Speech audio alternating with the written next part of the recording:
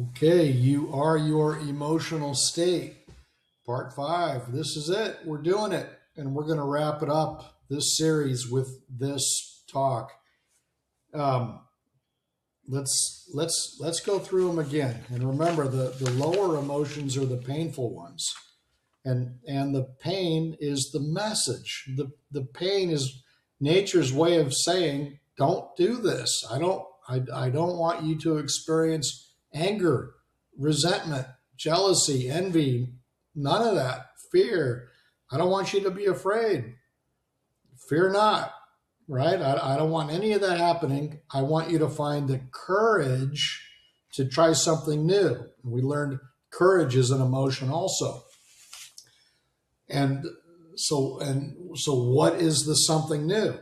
The something new is Christ. Put first the kingdom of heaven, seek first the kingdom of heaven, meaning self-observe, and all else will be given unto you. Self-observe. That's how I get out of the lower emotions. How do I get out? I do what the Christ came here to tell us to do. Tragic that a teacher who's trying to save people gets murdered. But that's the level of human nature, then and now. We've had technological advances, incredible. But we don't advance intellectually, emotionally, psychologically one bit. We don't. You can advance emotionally, intellectually, even physically. You work on yourself, your physical health it'll be top notch. It'll be top shelf. It'll reach optimum levels. You'll say, you will awaken to so many things. You'll say, wow, all those PE teachers, phys ed, who were telling me to get moving and go exercise and go recreate myself every 2 or 3 hours, they were right. I need to take care of the physical body. I need 8 hours of sleep. I need to eat right. Those are all right things to do. I need to eat healthy food and not junk.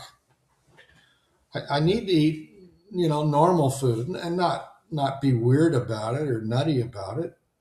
You don't want to obsess over anything. But you will awaken to all kinds of things once you start self-observing. Once you habituate, make a habit of moment to moment impartial self-observation. Your eyes will open. Your whole life. I remember my life. It took a long time. I'd listen to talks and I would hear it. Okay. But it took time. And I would get the books that I was directed to get. I would get the books, go to a coffee shop, I'd read the books, take notes, I'd formulate my own talks. I would study and study and study. I remember one speaker, he told me, he said, work with this like a potter works with clay. Like a potter works with wet clay. Work with what you're being told here. Work with these facts like that. And I'm like, yeah, that's good imagery. He's right. Work with it like that. That, boom, hit me right in the forehead when I heard him say that. And I also heard him say, what did he say? I heard him say, what did he? He said, noticing every thought and action is the same thing as asking God to be your strength. I heard this man say this during a talk that he gave. This man I don't know why, but he and I got along really well. I liked him. I fully accepted him. Maybe I felt comfortable around him. And he spoke so well. And he took me to a bookstore, and he pointed out books. He said, "This is a good book. This is a good book. This is a good book." And I bought them all. Like, okay, I bought them all. You know why? Because that burning ember that we talked about last time from the campfire, it lands on you. You're going to do anything you can to get that burning ember off you. I did anything. I did all of the above, A through Z, all of the above. He said, "That's a good book." I grabbed it. "That's a good book." I grabbed that. Okay. I grabbed that. I read them. I studied. Okay, what's this book telling me? I was in pain. I wanted out of that pain. I couldn't stand it anymore. I told you I was 30, 32. And I remember being from ages 27 to 32. Though that 5-year period, I remember I was like, I'm doing everything that this world told me to do. I educated myself to the best of my ability. I'm working a lot. I'm saving money. I'm doing everything that this world told me to do to be happy. How come I'm not happy? I was not happy. And because the world doesn't know anything about self-observation, that's why you can't just, walk down the street and find somebody who's going to start telling you that you need to self-observe, much less the people who own and operate the organized religions. They don't tell you. They come up with a whole bunch of nonsense that they rattle off to people for 45 minutes or an hour, whatever. They have mechanical, ritualistic ceremony as they wear their costumes. I remember going to one service with somebody years ago, and I laughed out loud. I didn't mean to, but it just came out, and she was laughing too. Because this man in his Halloween costume, garb, was up in front of people waving a smoking bag. And I burst out laughing. I'd never seen anything so ridiculous in my life. And I wasn't the only one in that assemblage laughing either. They were keeping it muffled. Mine just didn't muffle. And quite a few people turned around and looked too, but I'm like, go ahead and look. But I know what I see. I know what I see.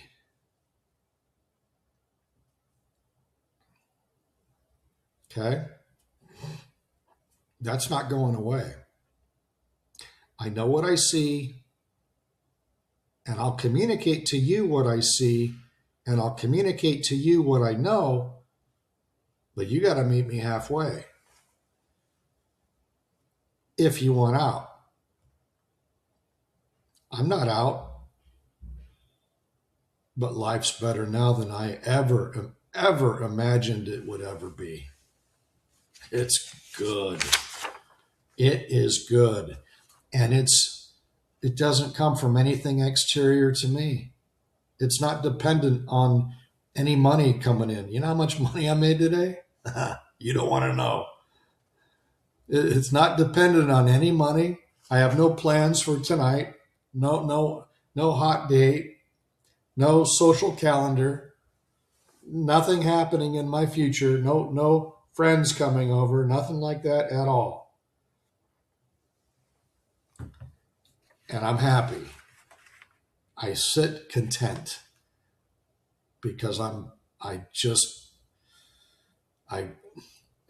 if you can breathe, you can self-observe. I'm just breathing. I'm just observing what's happening.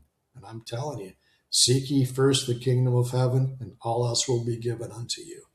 And the kingdom of heaven is closer than your own breath. It's closer than your own breath. It's right there. Okay, so these emotions, which, We are ignorant of our emotions. We don't know what they are, especially men. Men, we're like double indemnity. We doubly don't know what our emotions are. It's like, what's that? I don't know. I think it's an emotion. And to be ignorant of emotion means I'm stuck in one of them, and it's not going to be stuck in a higher one. And if I'm not stuck in a higher one, it means I'm stuck in a lower one. And if I'm stuck in a lower one, that means I'm suffering. That means I'm in a lot of pain. And if I don't want to be in pain anymore, I'm going to observe myself in action so that I can raise my emotional level. And that's the only thing that will raise emotional level. I can go buy a new car and I'll be thrilled for a few moments. But then the reality of I just spent all that money, or I have monthly payments, or now what's my insurance rate going to do? Or now what happens when somebody keys my car in the parking lot? That's the reality of what I've just done. Having a new car, there's nothing wrong with that. I'm not saying that. But the new car cannot make me happy. Self-observation can make me happy. That's what I'm here to tell you. That's what Christ came to tell you. His journey got cut short, and he knew that was happening too. He knew it. And that's why he let the arrest occur and everything else. We were talking about this last time. When the Roman soldiers came to the Mount of Olives to get him from their hangout, from where they went, from where they felt comfortable, and they assembled, and they would listen to Christ, Christ knew exactly what was happening. He knew Judas betrayed him. He knew it. He knew Peter would deny him. He knew all of that. And here's something else. People would, not all of them, plenty of people ran from Christ. Plenty of people would hear him speak and go, what does he know? And wander off, never to return. They crossed his path, and they could, had they had ears to hear and eyes to see, they may have stayed and listened. They could have heard the message that would have saved them, but they weren't ready for it. Billions of people on this planet are not ready for this. Nowhere even near. Nowhere even near. I was going to do all this and not even put my image on screen. I was going to speak from behind an image and just audio record. But electronics being what they are and technology being what it is, I couldn't. Well, anyway, I spent 2.5 days being unable to connect audio to an image and then post that on YouTube. So then I thought, forget it, just make a video, just warts and all. So you're going to see everything, and then now I'm exposed. I could have hidden behind a picture, an image, whatever that thing said, jackcarterbooks.com, whatever. But now I'm exposed. And, I struggled with that for 2.5 days. I could not get it. I mean, I worked on it. The frustration grows, and you're like, forget it. Something's telling me to go on camera. Fine. I'll do it. But it's opening up a whole can of worms. I don't know what's going to happen as a result of this. This world hates truth. This world, you don't know, I don't know. I like to think I have an idea of how much this world hates truth, but this world hates truth. If anything happens to this channel, if anything happens to me, you'll know. You'll know. Shame, guilt, apathy, grief, fear, desire, anger, resentment, jealousy, pride, arrogance, Notice the pain in the lower emotions. If you want to live there, that's your prerogative. I don't want to live there. That's hell. When literature talks about hell, that's hell. That is what hell is. And somebody once said, hell is dealing with other people. No, hell is explaining yourself to another human being. Like, where have you been? Or how was your day? My day? I don't know. You want me to recount my day? Let's see if I can remember that far back. I don't want to recount my day to anybody, and I don't want to explain myself to anybody. But that is hell. That is psychological, emotional hell. Explaining yourself to another human being. How was your day, dear? I don't know. How was it? We've got so much work to do, right? Let's do it, and then let's have a good time doing it too. Let's get the message out. Let's have a good time doing this also. Those are the bad emotions. Here are the good ones again. Courage is where it all starts. Courage, neutrality, willingness, acceptance, reason, love, happiness, contentment, joy, peace, enlightenment. The Christ was enlightened. Buddha was enlightened. Okay? Don't confuse yourself worrying about all these personalities. None of that matters. Their message is what matters. Okay? There's Sufism also is all about self-observation. Sufism is a type of Islam. Self-observation. I don't care where it's coming from. But if they're talking about self-observation, count me in. I can't hear it enough. I need to hear it over and over and over again. Look at these emotions, though. See, Christ said, what I'm doing is nothing. You can have everything I have and more. He was lit up. He was enlightened. Why was he enlightened? Because he self-observed himself into that state. He was taught. He was directed. He sat at the feet of the masters. He sat at the feet of the spiritual mystic masters of his time. And they told him, they instructed him, this is how you do it. You notice yourself. You were born to notice yourself. You were born to notice the breath you take. When you take a breath, you can come home to yourself. You can observe yourself in action. Every time when I get goosebumps, I know that what I'm hearing is reality. It's fact. Okay, this in the pitch black world, this is the light. This is the light that gives all life, real life. Capital L-I-F-E, life. This is life. The darkness is death. People who are stuck in darkness hate the light. They will hate you for expressing the light. If you express the light, prepare to be attacked. All levels of attack, only because darkness hates light. Darkness must try to destroy the light.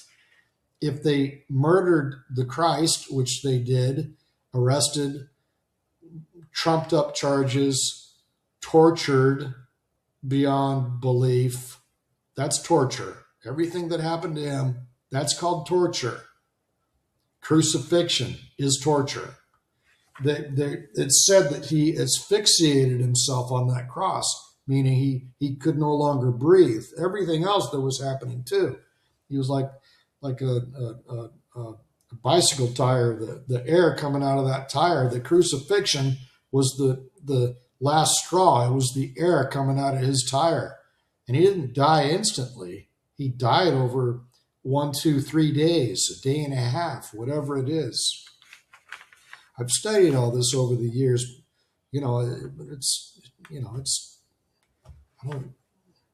You study it so that all the pieces fit together.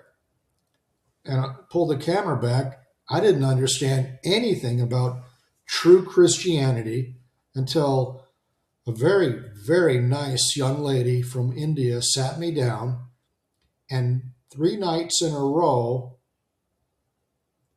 at my apartment then, we sat down, I met her, and she told me a little bit about her background, and she was Buddhist. And something just, a light bulb went off, and I'm like, may I please pick your brain until it is white? I had to know everything about her Buddhism. I had to know, and she was willing to talk to me. And we sat on the couch for 3 nights in a row. I don't know what it was, what came over me, but something in me was like, you have to interview. It was like I was interviewing her. Okay, tell me more. Tell me everything you know. She told me all of that. She told me all of her background. She told me about life in India, all about Buddhism. She told me about her father and his Hinduism. And at the end, and even prior to, but at the end of those 3 evenings, after she told me all that, then I understood Christianity. Christianity to me became clear, but not until a stranger. I've always relied on the kindness of strangers, right? Blanche Dubois, Streetcar Named Desire. I mean, what a fact that is. I've always relied on the kindness of strangers. She was an angel. She came to me and she instructed me. That's how truth works.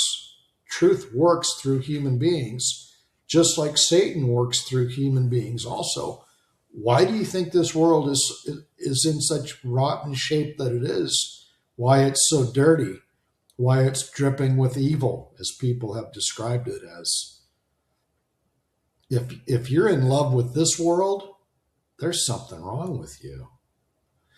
The first thing you need to hear is the last thing you want to hear. And the first thing you need to hear is there's something wrong with you if you are in love with this world. This world is straight from hell. How could it be any other way? It's populated by people who are lost, who don't know what they're doing. Forgive them, Father, for they don't know what they do. How's that for courage? That he's even exonerating the people who are torturing him, right? Like in Madrid, the picadores on horseback with the long poles with the spike on the end of it, the blade on the end of it, and they're poking the bull under his arm to cut these muscles to reduce his strength so the matador can then come in after the picadores, right? And then here comes the matador, but the bull is still charging, but he's just been, his power has been decreased. And so here's Christ, and he's been stabbed and everything else. Crown of thorns, he's bleeding. I thirst. They gave him vinegar. It's horrible. And people go, well, Christ is coming back. He ain't coming back. What a stupid thing to say. Why would he come back here? Why? The exact same thing would happen to him all over again. And you know who would do it? The religious experts. They would lead the charge. They would do to him the exact same thing that they did before. Why would that change? It couldn't change. And Christ would watch it all happen again. He would just observe it, just like he did before. And his final lesson was a lesson of demonstration.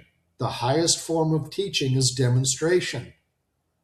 Any of you out there who are teachers, instructors, professors, parents, siblings, you have younger siblings, they're watching you. The highest form of instruction is demonstration. Christ demonstrated that you have to die to yourself and then you can live. That was his final lesson. And he knew to get to that point to where he was going to physically die so that he could then have a rise later and never die, that he would be alive in spirit, which was his final lesson. That physically you will die, but your spirit will continue. That's what he had to demonstrate to people to get them to see it. So have no fear in this life. You don't need to fear it because you're not going to die. And you, in quotes, the essential you can't die because the essential you was never born. You weren't even born, so how can you die? You can't die because you were not born, because you've always existed. And here you are, you've incarnated on this planet, male, female, black, white, Asian, whatever you are. And I know for a fact that if you're female, you hate males. And if you're male, you have a big problem. You hate females. Because genders, people just can't stand each other. But why would you, if you're male, why would you hate female? Because you have been female in previous incarnations. You've been female. So why hate a female? The female that you have the problem with, or the male you have the problem with, ladies, is you. You've been male before. You've been female before. You've been black, white, Asian, everything under the sun before. You have incarnated in all different shapes and forms. So to hate somebody else means you're hating yourself. So why would you harm yourself by hating another person when in reality you're simply, that's negativity, and guess who is harmed first by negativity? You are. Your hatred harms the hater. Anger burns the angry person. It's corrosive. All of it's like drinking battery acid. Why would you drink battery acid? Hatred harms the hater. And we do that. I'm including myself. We do that. Why? Because I'm identified. Identification is always sleep. Identification is psychological sleep. I'm identified with the color of my skin. So if the color of my skin is green and the color of your skin is blue, I'm identified with being green. And therefore, if you're blue, then you're different from me, I think.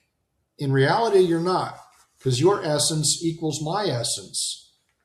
And when in India, when people say namaste, they put their hands together in greeting, especially in the morning, and they say namaste. It's a very nice way to greet someone. And it's saying the real essential part of me pays homage to, greets the real essential part of you. Not my false self is not saying hi to you or anything, but my essential self, the part of me that will live forever, that Christ proved, his final and ultimate lesson, that you live forever. First, self-observe, and all else will be revealed. We can end it on that. All else will be revealed. Didn't he say that? What was it? And all else will be revealed. One day all will be revealed. And then his final words were, "It is finished," because his work here was done. He had done it. It is finished. He had nothing left to demonstrate because he knew he'd be rising from the, quotes, dead in a day and a half. You live forever. You're not going to die. So you have nothing to fear. If you know that this is, if you know that this is not the end of you, how can you fear death? You can't. Fear is sin. The original meaning of the word sin means to miss the mark. It's from archery. I have sinned. I have missed the mark. I held up my bow and arrow and I didn't hit the bullseye. I went out. I missed the whole target. I sinned. I have lived in sin because I have lived without self-observing. So I have lived in sin. But that's okay. Truth, God, reality says, learn it now. It's okay. You didn't know it before. That's okay. You can come home to yourself right now. I'll see you on the next one.